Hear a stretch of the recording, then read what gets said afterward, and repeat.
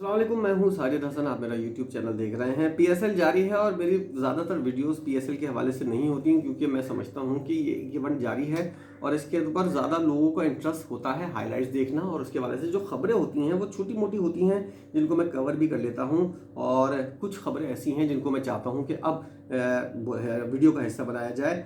मैं सबसे ज़्यादा मायूस हुआ हूँ। अब तक जो पीएसएल के 11 मैचेस हो चुके हैं, उसके अंदर सबसे ज़्यादा जो मायूसी हुई है मुझे क्वेटा ग्लेडिएटर्स की टीम को देखकर, उनके कप्तान को देखकर, उनकी पूरी मैनेजमेंट को देखकर हुई है।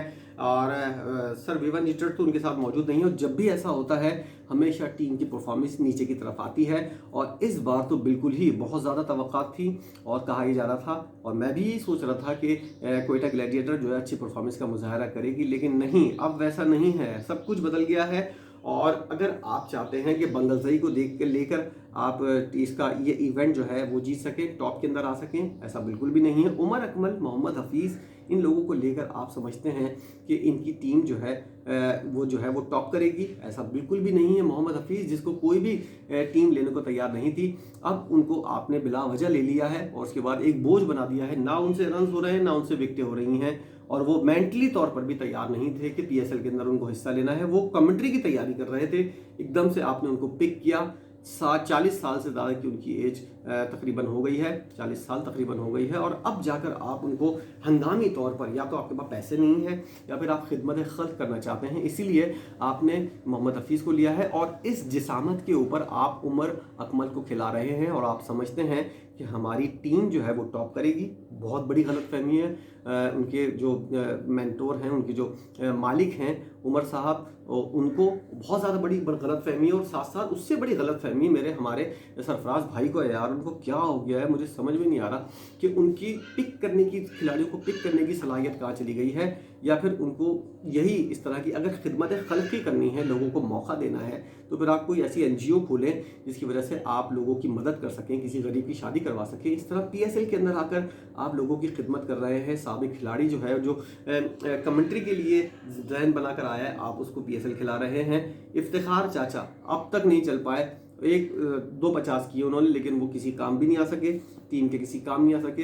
हैरत ये होती है कि वो लोग क्या सोचकर इस तरह पीएसएल के अंदर शरीक हुए हैं। दूसरी टीम है मोहम्मद रिजवान, बेहतरीन टीम, पिशावर मुल्तान सुल्तान, और मोहम्मद रिजवान, जिस तरह मैं उसको तनकीद का निशाना बनाता था, उसने अपने रवैये से साबित किया है कि वो बेहतरीन इंसान है और बेहतरीन विकेट कीपर बल्लेबाज है।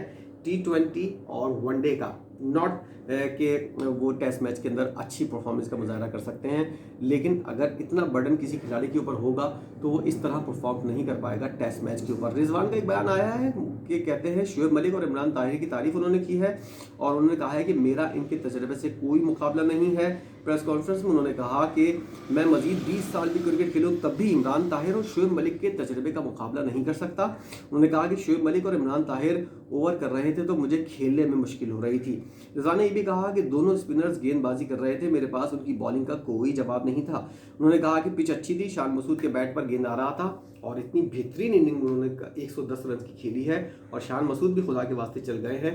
और अब देखना यह है कि अगले मैचेस के अंदर ये अपनी परफॉर्मेंस आगे बढ़ा सकते हैं या नहीं। चीज़ें बदलने का वक्त आ गया है, जेसन रॉय का ये कहना है।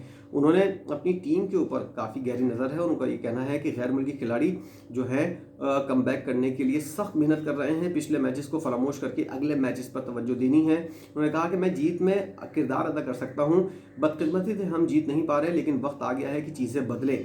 जैसे उन्होंने कहा कि कुछ प्लेयर्स की सेहत ख़राब है, उमर अकमल और मोहम्मद हफीज़ की तरफ उन्होंने इशारा किया है, लेकिन हम अगले मैच के लिए तैयार हैं। हम सबको अंदाज़ा है किन किन एरियाज़ में बेहतरी की ज़रूरत है। इंग्लिश बैटर ने कहा कि कोई एक डिपार्टमेंट नहीं, हमने हर शोबे में मायूस कुन परफॉर्मेंस दी है। इनकी फील्डिंग हो, इनकी बैटिंग हो, इनकी बॉलिंग हो, 110 रन पर इनकी पूरी टीम आउट हो गई। खुदा का खौफ करें आप लोग, पीएसएल के अंदर किस तैयारी के साथ आए हैं कोयटा वाले, कि उनके पास किसी किस्म की समझने की सलाहियत ख़त्म हो गई है। देख कैसे बेहतर होता है, इसका टीम को फ़ायदा होगा कि चीज़ें कैसे बेहतर होती हैं। रॉय ने मजीद कहा कि सुपर लीग का मयार बहुत अच्छा है, बिल्कुल सही बात की है। मुख्तलिफ तरह का यहाँ पर चैलेंज होता है। पाकिस्तान सुपर लीग खेल कर एंजॉय करता हूँ, अच्छी बात है, यहाँ का क्राउड ज़बरदस्त है। मुल्तान सुल्तान के नौजवान एहसानुल्लाह ने बहुत मुतासिर किया। जेसन रॉय ने कहा कि कोयटा की टीम में शामिल नसीम और हसनैन भी ज़बरदस्त टैलेंट है। पाकिस्तान के पास फास्ट बॉलिंग का ज़बरदस्त डिपार्टमेंट मौजूद है। 3 खिलाड़ी जो है इस वक्त जो मुझे नजर आए हैं, एहसानुल्लाह, मोहम्मद आकिफ और एक मुल्तान सुल्तान का उसके आखिर में भी आफरीदी आता है, वो यंग खिलाड़ी है, वो भी बड़ा मुतासिर कुन है और इसकी आगे आने वाले दिनों में जगह बन सकती है। लेकिन लेकिन लेकिन सबसे अहम बात जो ये है, हम पाकिस्तानी क्या करते हैं, पीएसएल के अंदर खिलाड़ी परफॉर्म करता है, उसके बाद उसको टेस्ट मैच और वनडे खिला देते हैं, टी20 के अंदर उसको सिलेक्ट नहीं करते। जब खिलाड़ी को आप डिपार्टमेंटल और क्लब क्रिकेट और दीगर जो क्रिकेट है, डोमेस्टिक क्रिकेट, उसके अंदर डालें, उसके अंदर वो 40-50 ओवर्स रोज़ के करे और टेस्ट क्रिकेट के हवाले से उसकी परफॉर्मेंस जो है वो जांची जाए, तब जाके आप उसको चांस दें इंटरनेशनल खिलाड़ी बनने का। क्योंकि नसीम शाह को हमने देखा टेस्ट के अंदर आए, बिल्कुल भी बॉलिंग नहीं हुई, 15 से ज़्यादा ओवर करने के बाद उनकी हालत ख़राब हो जाती है। जो खिलाड़ी एक दिन के अंदर 15 से ज़्यादा ओवर नहीं कर सकता, उसको कभी भी नेशनल टीम के लिए सेलेक्ट नहीं करना चाहिए। ये एक बात गिरा से बांध लें और इसके ऊपर सख्ती से अमल दरामद हो। मैं बहुत छोटी राय देने वाला शख्स हूँ, क्योंकि बहुत ज़्यादा बड़े माइंड के लोग और साबिक खिलाड़ी पीसीबी से वाबस्ता है, उनको इस बात को सोचना चाहिए कि खिलाड़ी इमेच्योर है और उसको आप लाकर टेस्ट मैच खिलाते हो। पाकिस्तान में वैसे ही टेस्ट मैच खेलने के लिए खिलाड़ियों को, और ख़ास तौर पर फास्ट बॉलर नहीं है, हमने पहले ही ज़ाया किया है राहत अली और इमरान खान जूनियर को। वो टेस्ट मैचेस के लिए बेहतरीन हमारे पास में वो थे, खिलाड़ी थे, लेकिन हमने उनको ज़ाया कर दिया, उनके पास तवज्जो देनी छोड़ दी। और क्या नतीजा निकला, हम टेस्ट मैच के अंदर बॉलर्स को ढूंढ रहे होते हैं कि कोई आए और करे, और जिसको हम लेकर आते हैं उसको 11 ओवर के बाद, 15 ओवर के बाद उससे बॉलिंग नहीं होती है। पाकिस्तान के अंदर क्रिकेट के हवाले से बहुत ज़्यादा बड़े फैसले और अहम फैसले होने चाहिए, जिसके लिए क्रिकेट इसकी डिमांड कर रही है। और इंटरनेशनल क्रिकेट के अंदर अगर आपको सर्वाइव करना है तो सिर्फ टी20 के ऊपर तवज्जो देके नहीं, वनडे और ख़ास तौर पर टेस्ट मैच के ऊपर आपको तवज्जो देनी है, जिसके बाद ही आपकी क्रिकेट जो है वो ज़्यादा अच्छी होगी। इंडिया ज़्यादा अच्छी तवज्जो दे रहा है और पाकिस्तान को भी उम्मीद है कि आने वाले दिनों में इस तरह की तवज्जो की ज़रूरत है, जिस तरह की दीगर ममालिक टेस्ट क्रिकेट और वनडे क्रिकेट को दे रहे हैं। वीडियो आपने देखी है, आप किसी बात से मुत्तफिक हों तो बताइएगा। वीडियो देखने का बहुत शुक्रिया।